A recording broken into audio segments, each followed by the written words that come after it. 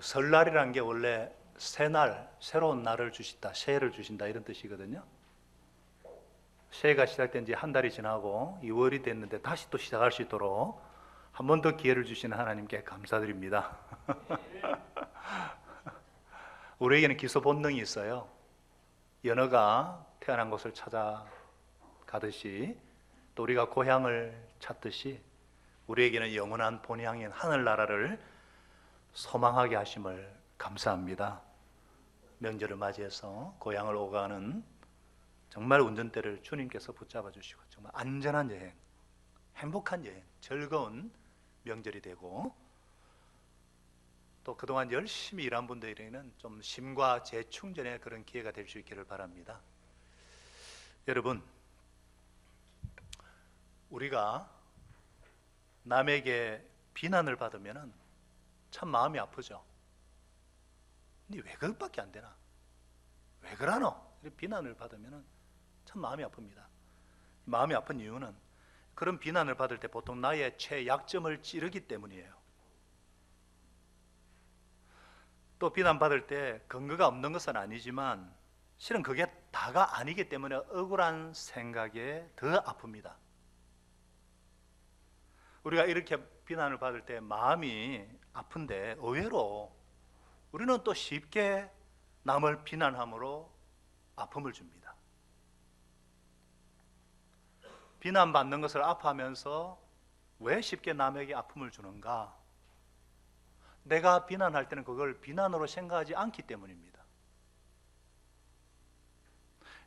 비난하는 게 아니고 사실이니까 사실대로 말하는 거야. 어떤 때는 다 당신 잘 되라고 하는 소리야.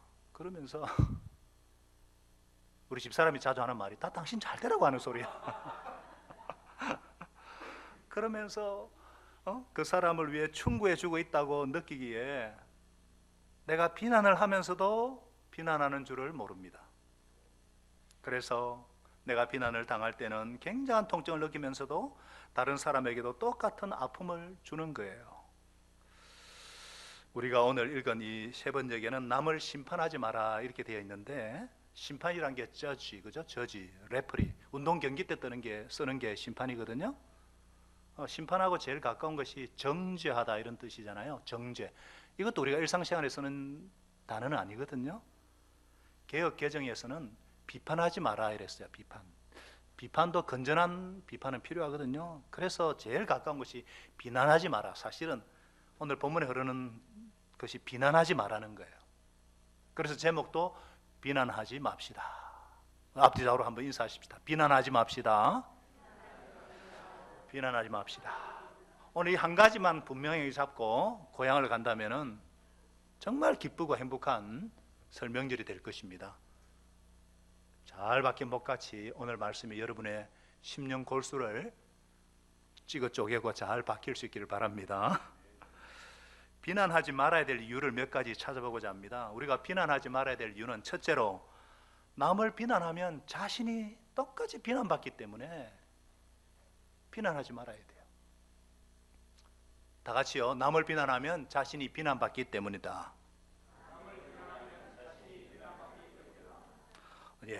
예수님은 1절에 말씀하시죠. 너희가 심판을 받지 않으려거든 남을 심판하지 말아라. 그러니까 남을 심판하면, 비난하면 심판받을 것이다. 이걸 암시하고 계시죠. 우리가 남을 비난하지 말아야 될 이유는 내가 비난을 하면요 똑같이 비난을 받게 되어 있습니다. 바로 우리를 비난하는 것이, 내가 이렇게 비난하는데 이렇게 손가락질 해보세요. 그래야 되겠네 이러는데 세계가 나한테 돌아와요. 세계가 이렇게죠. 내가 오히려 첫째로 내가 비난하는 그 상대가 나를 비난합니다. 예를 들어 볼까요? 남편이 집에 와서 저녁을 먹는데 아내가 밥상을 차려놨어요. 보니까 어제 그대로, 아니 어제 그대로 반찬 그대로잖아. 똑같으니까 뭐 먹을 게 있어야지. 그러면은 성의가 없는 걸 막 비난하니까 아내가 미안해요. 내일 맛있는 거 해놓을게요. 이럽니까? 돈 좀 벌어다 줘봐요. 남편의 무능력을 비난합니다. 이렇게 비난을 낳게 되어 있어요.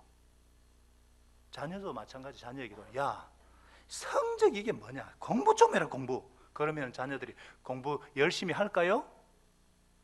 입으로, 속으로. 평소에는 관심도 없으면서 맨날 잔소리만. 아빠는 스마트폰이나 보면서. 자녀들도 마찬가지죠. 그러니까 부모의 무관심을 오히려 비난합니다. 우리는 좀 이상한 생각을 가지고 있어요. 남의 잘못을 지적하면 고칠 것이라는 이상한 생각을요. 아닙니다. 비난은 결코 변화를 가져오지 않습니다. 또 다른 비난을 가져오게 되어 있어요. 가정에서 서로 비난하기 시작할 때 가정이 깨어지고요. 교회에서 서로 비난하기 시작할 때 교회가 깨어지고요. 사회가 서로 비난할 때 사회가 깨어지고요. 나라가 서로 비난할 때 나라가 깨어집니다. 우리가 정말 화목한 공동체를 이루기 위해서, 화목한 가정, 화목한 교회, 화목한 나라를 이루기 위해서는 비난을 멈춰야 합니다. 상대가 나를 비난한다 할지라도 나만이라도 역으로 나는 비난을 딱 멈출 것 같으면 하나가 되는 것이 가능해져요. 그럴 때 진짜 사랑의 공동체가 이루어집니다.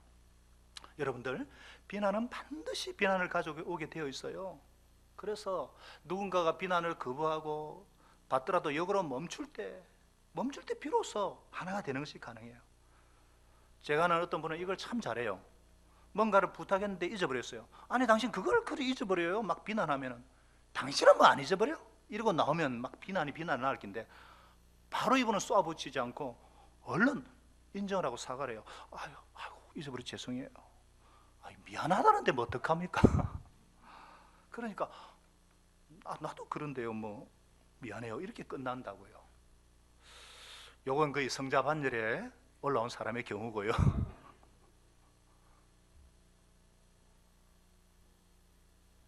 나중에 말씀드리겠지만 정말 예수 제자는 하늘나라 백성은 이래야 된다는 것을 주님 말씀하고 있거든요. 우리는 남의 잘못을 지적해주면 고칠 것이라는 이상한 생각을 갖고 있어요. 여러분들, 비난은 비난을 가져옵니다.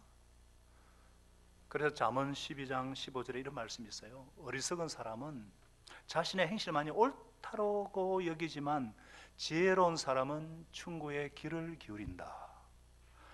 비난을 들었을 때 그 충고의 귀를 기울이는 사람은 지혜로운 사람입니다. 그런데 지혜로운 사람은 사실 충고가 필요 없죠. 충고가 필요한 사람은 어리석은 사람이죠. 그런데 이 어리석은 사람은요, 자신의 행실이 옳다고 여기기 때문에 역공격이 와요. 그래서 우리가 남을 비난해봤자 비난만 돌아오기 때문에 하지 말아야 합니다. 내가 비난하면 상대도 그대로 비난한다는 사실. 또 비난을 하면 누구에게? 내 자신이 나를 비난해요. 작은 두 번째, 내가 나를 비난하게 되는 거예요. 우리가요, 남을 비난할 때는요, 왜 그런가? 자신만의 기준치가 있어서 그래요. 다 자기만의 기준이 있거든요. 그것이 미치지 못하니까 비난하잖아요. 대통령은 이래야 된다, 정치가는 이래야 된다, 다 기준치가 있어요. 사업가들은 마땅히 이래야 된다. 어떻게? 그러니까 거기에 맞추지 못하니까 비난을 해요. 근데 하나님께서 참 사람을 이상하게 만드셔가지고 내가 남을 재는 그 그대로 기준치로 자기 자신을 재게 되어 있어요. 그래서 2절에 뭐라 그랬습니까? 예수님은 너희가 남을 심판하는 그 심판대로 하나님께서 너희를 심판하시는 것이고 너희가 되지라는 그 대로 너희에게 되어서 주실 것이다. 이 말씀을 개역개정에는 너희가 비판하는 그 비판으로 너희가 비판을 받을 것이요, 그 헤아리는, 너희가 헤아리는 그 헤아림으로 그 잣대로 헤아림을 받을 것이다. 여러분, 비난하는 그 대질로, 대가 뭔지 알아요? 옛날에 우리가 이렇게 청량하는 거거든요. 다 잣대예요, 잣대. 그 당시에는, 옛날에는 이렇게 다 대를 대가지고, 잣대를 대가지고 다 줬거든요. 흘러 넘치기도 하고 모질하기도 하고. 그러니까 너희가 하는 그대로 헤아리는 잣대대로 받을 것이다. 우리가 남을 비판할 때 다 자기 기준, 자기 잣대로 재는데 그것을 자기 자신에게도 재게 되어 있다는 것입니다. 그러니까 괴로운 거예요.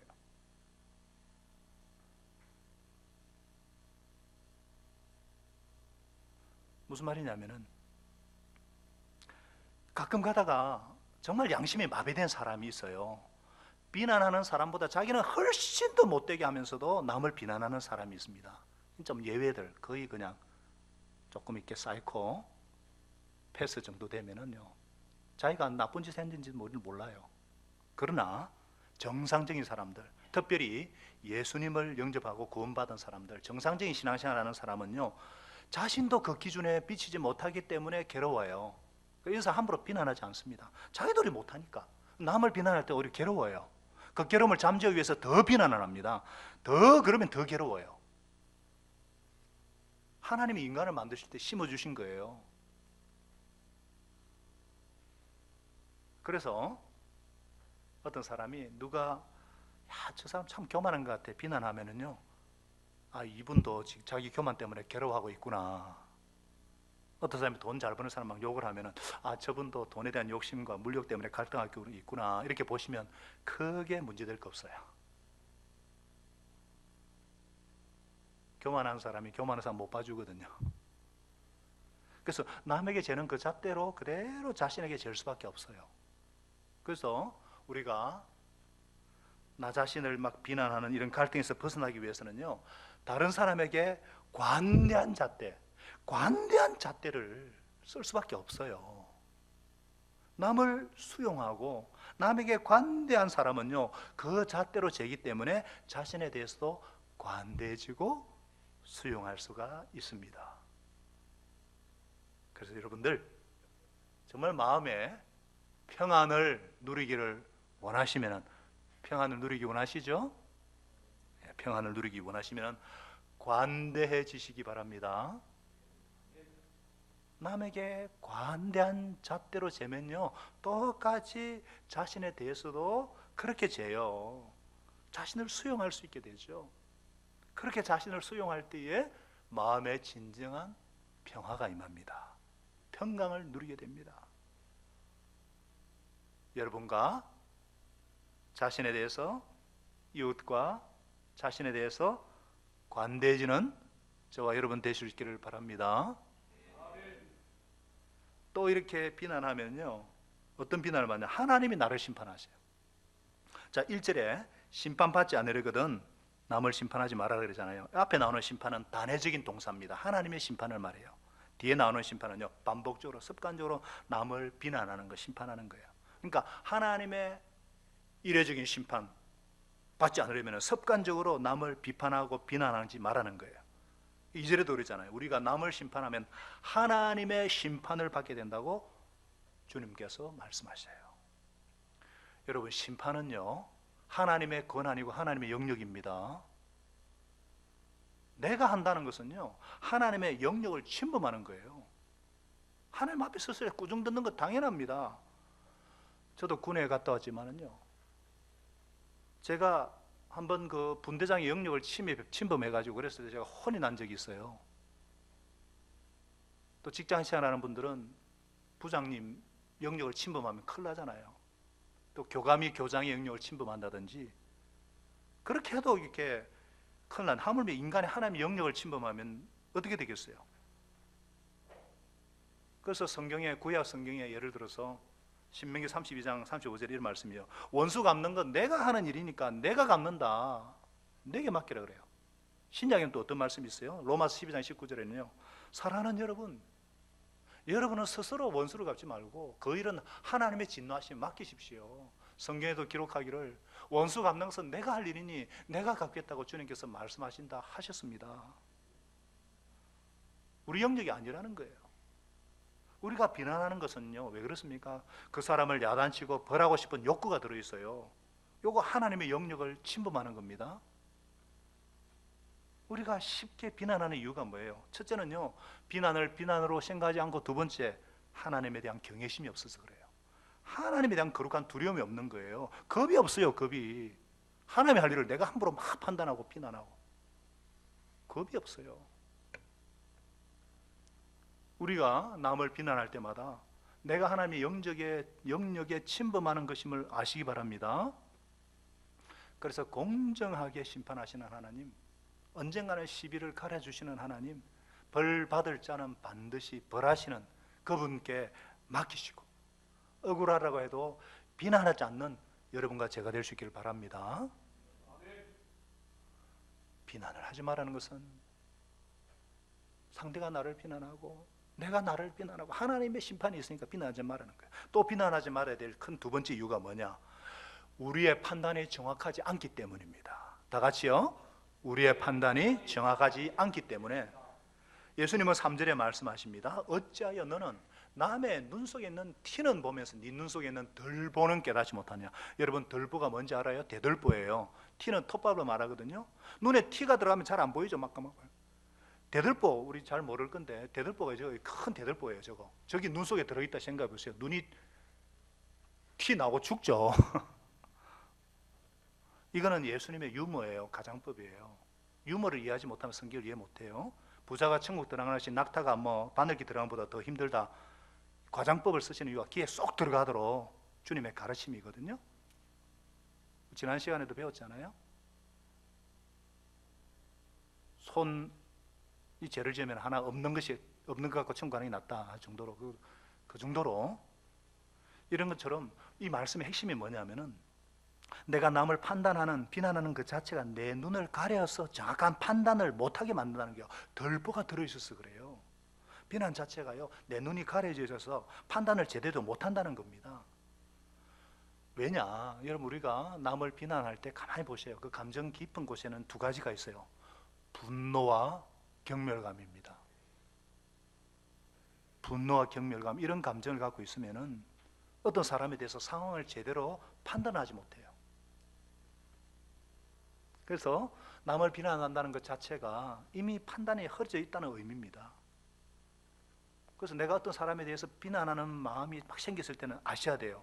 내가 생각하는 그 사람, 내가 생각하는 그 상황이 틀렸다. 이렇게 단정지어도 큰 문제가 없어요. 왜? 이미 내 눈 속에 덜보가 들어있기 때문에. 그거는 보지 못하고 남의 눈에 있는 티를 빼주려고 막 하다가 눈을 쑤시고 막 그러잖아요. 아니, 그러면 남이 잘하건 잘못했건 아예 판단을 보류하라는 말입니까? 아니죠. 그건 아닙니다. 우리 크리스찬들은 판단력, 분별력이 있어야죠. 굿 저지먼트, 바른 판단력, 바른 분별력, 이게 지혜잖아요. 이게 있어야죠. 옳고 그름에 대해서, 죄다 아니에 대해서 아주 민감해야 됩니다.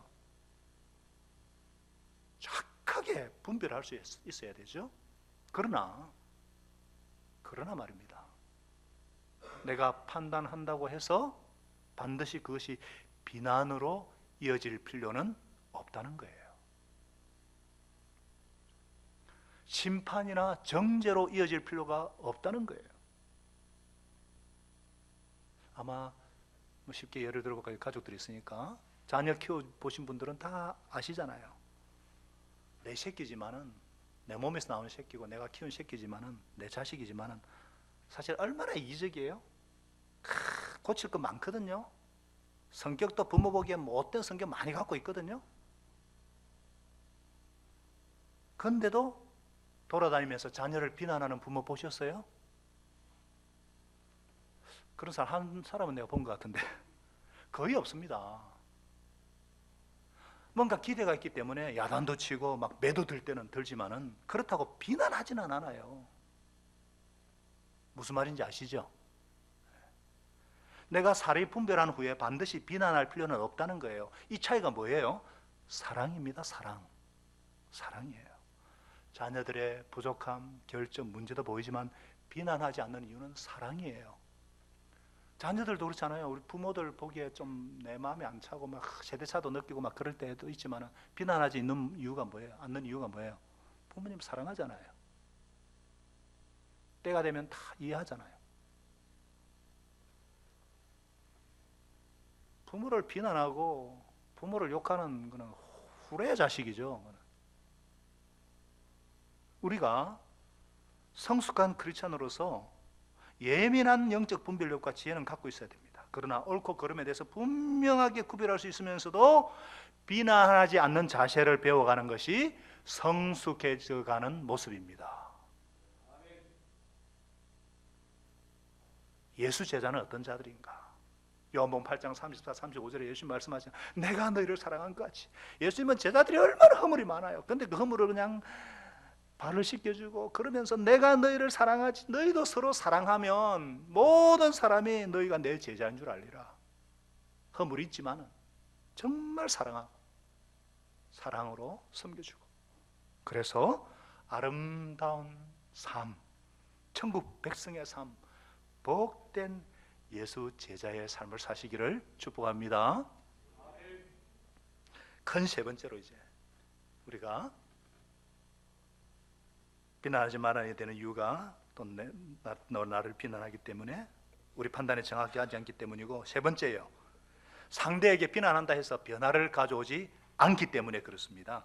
다 같이요. 상대에게 변화를 가져오지 않기 때문에. 비난한다고 변화되지 않습니다. 칭찬이 고래도 춤추게 하고 격려가 변화시키지 비난은 절대로 변화를 가져오지 않습니다. 자, 6절을 보겠습니다. 6절. 거룩한 것을 개에게 주지 말고 너희 진주를 돼지 앞에 던지지 말아라. 그들이 발로 그것을 짓밟고 되돌아서 너희를 물어 뜯을지도 모른다. 보통 이 말씀은 귀한 것을 귀한 줄 모르는 사람에게 주지 마라, 복음이 얼마나 귀한 줄 모르는 자에게 함부로 주지 마라, 이렇게 해석하고 설교를 많이 하는데, 물론 틀린 것은 아닌데 본문 전체상 전체 산상수훈으로 볼 때 성경을 그래서 문맥으로 읽어야죠. 읽어보면은요, 이거는 귀한 것을 주는 대상이라기보다 귀한 것을 주는 때의 중요성에 대해 말씀하고 있어요. 여러분, 배고픈 돼지에게 뭘 줘야 됩니까? 밥을 줘야죠. 배고픈 제자한테 다이아몬드 던져줘 봐요. 꽉 차봅니다. 개밥에 비하면 진주가 수만 배의 가치가 있잖아요. 근데 밥에 알고 진주 못 끓여주니까 개가 뜯어버린다는 거예요. 우리가요, 아무리 귀중하고 중요한 것을 줘도 상대의 필요와 때를 모르고서 주면 역효과를 가져온다는 것입니다. 예를 들어보죠. 이웃에 대한 충고가 그래요. 상대가 요청하지도 않았는데 그런데도 하는 어떤 필요도 하지 않는데 권면이나 충고, 이거는 절대로 상대를 변화시키지 않고 역효과를 가져옵니다. 왜냐? 상대가 원치 않는 충고는 충고를 가장한 비난이기 때문입니다. 상대가 그것을 알아요. 특히 오늘 이렇게 연합으로 하니까 이렇게 오카리나도 부르고 베이스 너무 잘 치더라고. 이야, 우리 막 준성이, 이야. 우리 청소년들이 있으니까 제가 예를 들어 볼게요. 특히 청소년들한테 충고할 때 조심해야 되거든요. 친구에 대해서 얘기할 때도 조심해야 됩니다.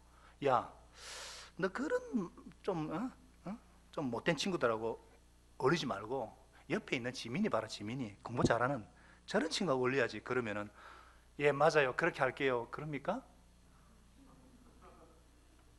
친구에 대한 비난을 자기에 대한 비난으로 해석해요. 그래서 더 나쁜 친구하고 어울리고요, 아마 나중에 지민이 팰지도 모릅니다. 무슨 말 아시겠죠? 우리가요, 요청하지 않은 충고를 하면요, 이게 충고를 가장한 비난이 될 수 있어요. 변화되지 않습니다. 아니, 그러면 어떻게 해야 되나? 어떻게 해야 됩니까? 기도하는 것입니다. 기도. 뭐라고요? 기도하는 거예요. 그래서 예수님께서 남을 비난하지 말라는 본문에 의해서 7절부터 기도에 대해서 언급하는 이유가 여기 있어요.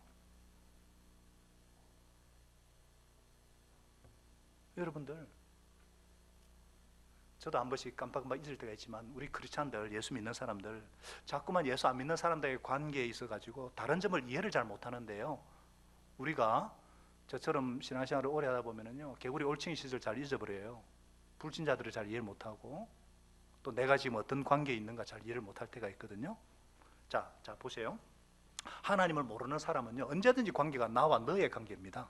문제가 있어도 나와 너의 관계만 그 문제로 해결하려고 하거든요. 그죠? 근데 예수님을 영접한 사람은 어떻게 돼요? 이제부터 모든 관계가 나와 너, 그리고 누가 있어요? 하나님이 계셔요. 삼각형 구조예요. 삼각형. 나와 너에서 이제 하나님이 계셔요. 하나님. 근데 나와 하나님과의 관계는요, 이게 아버지와 아들의 관계이기 때문에 굉장히 튼튼한 관계예요.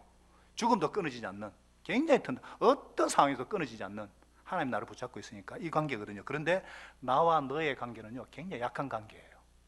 맞습니까? 그래서 내가 너를 변화시키려는 노력은 열매를 못 맺어요. 우리가 해야 될 게 뭐예요? 하나님과 튼튼한 관계를 맺도록, 그래서 하나님으로 하여금 이 사람을 바꾸도록 해야 됩니다. 어떻게 해요? 기도를 통해서. 기도를 통해서 사랑으로 잘 섬겨서. 기도하는 이유가 뭐예요? 때를 분별해가지고, 야, 이때는 사랑해야 되구나. 사랑으로 잘 섬겨가지고 말씀이 들어가도록, 예수님의 십자가 부활의 복음이 임하도록. 그래서 예수의 영이, 성령께서 임할 때 이 사람이 변화되니까. 그래서 기도에 대해서 예수님께서 말씀하고 있어요. 저희 아내가, 죄송합니다, 예를 쉽게 들기 위해서, 저한테 잔소리하고 충고하던 데서 제가 절대로 변화되지 않으니까 기도를 하기 시작해요. 그때부터 제가 변하는 거예요.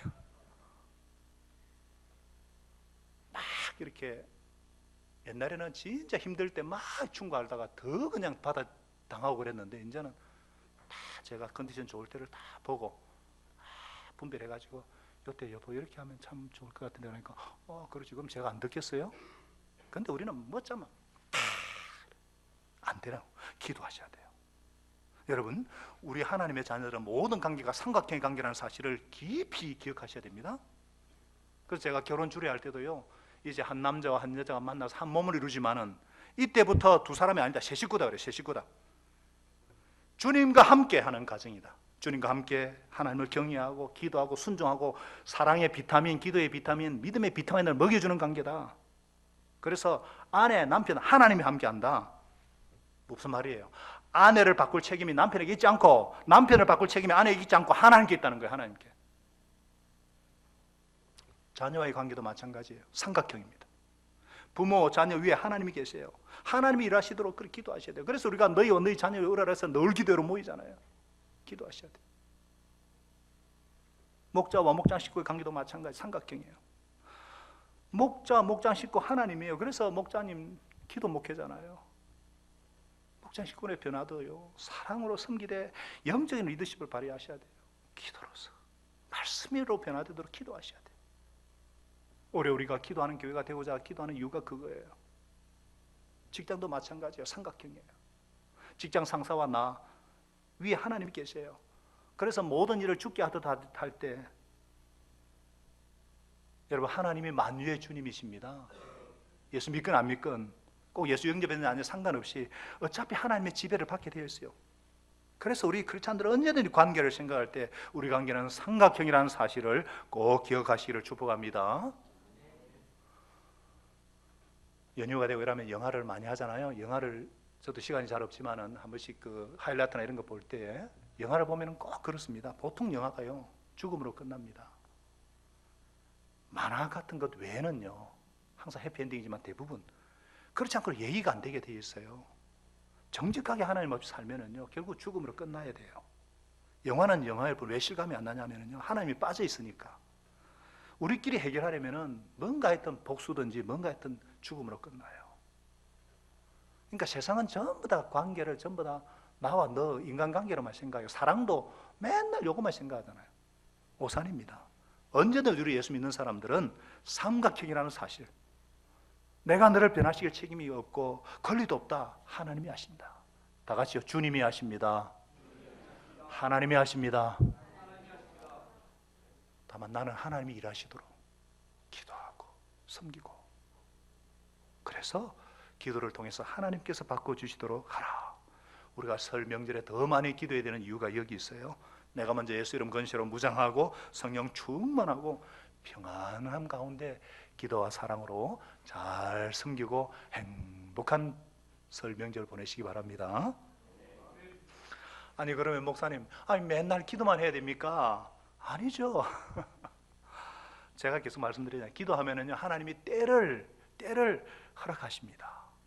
진짜 귀한 진주는요, 아무 때나 주면 안 돼요. 하나님께서 때를 딱 주시면은 그 때에 하나님이 주는 방법으로 상대에게 충고할 수도 있고 권면할 수도 있어요. 그래서 먼저 5절에 그러잖아요. 위선자야, 먼저 네 눈에서 들보를 빼내어라. 그래서 밝은 눈을 가지고, 그래야 네 눈이 잘 보가지고 남의 눈 속에 있는 티도 빼내줄 수 있을 것이다. 기도를 해서 하나님의 때를 잘 분별할 수 하는 그런 지혜를 가지라. 그리고 난 뒤에 우리가 다른 사람을 바로잡아 줘야 될 때는 원칙이 성경에 나와 있어요. 갈라디아서 6장 1절입니다. 우리 다 같이 읽어보십시다. 갈라디아 6장 1절 시작. 형제자매 여러분, 어떤 사람이 어떤 죄에 빠진 일이 드러나면 성령의 인도하심을 따라 사는 사람인 여러분은 온유한 마음으로 그런 사람을 바로잡아주고 자기 스스로를 살펴서 유혹에 빠지지 않도록 조심하십시오. 자, 이랬어요. 이 구절 자체에 많은 교훈이 있지만 본문 흐름상 상대의 회복을 위해서 이렇게 바로잡아주라는 거예요. 죄에 빠진 일이 드러나면요, 죄는 언제든지 파괴를 가져오니까 파괴되는 모습이 안타까워서 그 사람을 바로잡아주기 위해서 그 사람을 회복시켜주기 위한 동기가 있어야 된다는 거예요. 우리가 많은 경우에요, 그 사람을 위한다고 하기보다 그 사람 하는 짓이 못마땅해서 한마디 쏘아주는 경우가 많아요. 탁 쏘아줘요. 내가 너를 왜 하는 말인데 하면서 단서를 달거든요. 내가 정말 충고하려는 것이 이 사람을 내가 원하는 사람으로 만들려는 노력인지, 아니면 정말 이 사람이 잘 되기를 바라는 소원 때문인가? 분명한 확신이 들기 전에는 충고나 바로잡아주려고 하지 마세요. 다른 비난이 되고 맙니다. 그러나 그 사람이 반복되는 실수로 인해서 앞으로도 계속 손해를 볼 것이 분명하고, 죄에 빠져서 자신과 이웃을 파괴하고 있는데도 그것에 의식하지 못한다든지, 공동체에 뭔가 해악을 끼친다든지, 아니면 빠져나갈 방법을 모르고 있다고 느낄 때에 그 사람을 회복시키자는 간절한 마음이 있을 때, 사랑하기 때문에 그때 충고도 하고 바로잡아주기도 하는 거예요. 심지어 정말 사랑하면요, 눈물이 쏙 빠질 정도로 그렇게 할 수도 있어야 돼요. 그게 목자의 심정이고 부모의 심정이니까. 그런데 이때 중요한 게 분노의 감정이 없어야 됩니다. 아까 말씀드렸지만 내 마음속에 분노가 남아있는 한 어떤 형태의 충고도 하지 마세요. 충고 가장 비난일 수 있거든요. 상대방도 느껴요. 그래서 내 마음에 조금이라도 분노가 있다면 이 사람에게 필요한 충고일지라도 그냥 계속 기도만 하세요. 기도만 하세요. 시도하지 마세요. 마음속에 분노가 없어지고 완전히 없어지고 연민의 마음, 사랑의 마음이 생겼을 때 그때는 충고할 수 있고 바로잡을 수 있어요. 그래서 뭐라고 했어요?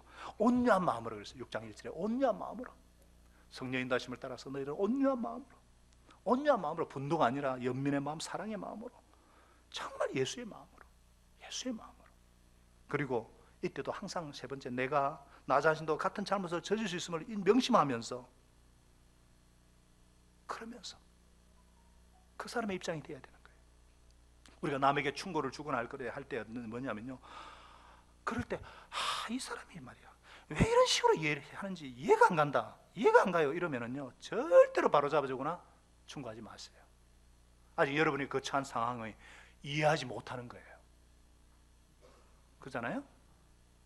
정말 이해하지 못하는 거예요. 왜 이럴까, 이해가 안 간다, 이런 생각이 드는 동안에는 기도만 하시고 함부로 충고하거나 바로잡지 마세요.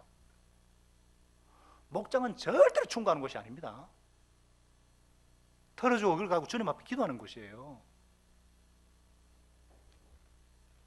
그 사람이 왜 이런 식으로 하는지 완전히 이해가 되시면은 그때에 내가 이렇게 했으니까 이렇게 하나님께서 도와주시다, 이때 바로잡아든지 말씀으로 충고할 수 있어요.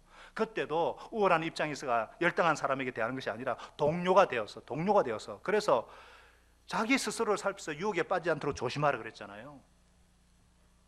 여러분, 우리가 속된 말로 재수가 좋아서 그렇지, 저도 얼마든지 그런 입장, 저런 위치에 처하면은 그럴 수 있다는 겸손함이 있어야 합니다. 그렇기 때문에 노름에서 회복된 자가 노름 중독자를 도울 수가 있고요, 성 중독자, 알코올 중독자에서 회복된 자가 알코올 중독자를 도울 수가 있어요. 이해를 하니까. 이해할 뿐 아니라 나도 하나님의 은혜로 이 자리에 서 있기 때문에, 만일라도 성령 충만하지 않으면, 내가 예수 이름 권세와 능력에 사로잡히지 않으면 언제든지 그럴 수 있기 때문에, 그때의 충고와 도움은 강자로서 약자를 돕는 것이 아니라 갑천 입장에서 친구 대 친구로서 돕는 것입니다. 그 외에는 어떤 충고를 하더라도 감춰진 비난에 지나지 않습니다. 기도만 하시기 바랍니다. 사랑하는 여러분, 하나님이 사랑하는 공동체는 비난하지 않고 서로를 위해 기도해주고 용납해주고 정말 사랑의 마음으로 바로잡아주는 공동체입니다. 이런 공동체는 화평하지 않을 수 없습니다. 자유가 있고 웃음이 있고 생명력이 있습니다. 예수 제자 공동체, 우리 교회가 그런 공동체가 될 수 있기를 바랍니다. 우리 삶 가운데 비난이라는 거 깨끗이 제거하시고 사랑으로 이해하고 용납하고 바로잡아 주어서 아름다운 가정, 아름다운 목장, 아름다운 사업장을 이루어가시는 여러분과 제가 되게 하시기를 예수님의 이름으로 축원합니다. 이제 평안한 마음으로 삶의 현장으로 고향으로 나아가십시다. 선한 일에 용기를 가지시며 악을 악으로 갚지 마십시다. 항상 연약한 자를 도우시고 병든 자를 찾아보시며 곤란당하는 이웃을 위로하십시다. 모든 사람을 존경하시며 주님께 봉사하고 주님을 사랑하십시다. 모든 일을 믿음과 사랑으로 행하시고 어떤 일에도 소망을 포기하지 마십시다.